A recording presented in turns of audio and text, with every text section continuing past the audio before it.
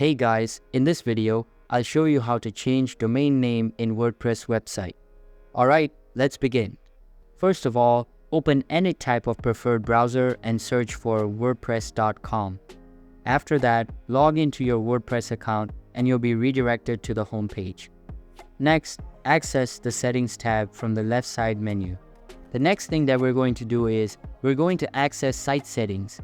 So if you keep scrolling down, you'll see right away that under Site Tools, there's an option that says Change your site address.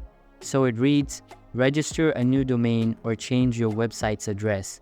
When you click on it, you should see your domain right away. Now, if you want to change it to something else, you want to click on the three dots next to it and click on Change the site address. Here, you can rename it to whatever you want and save the changes. So that's basically how you can change domain name in WordPress website. And that's it for this video.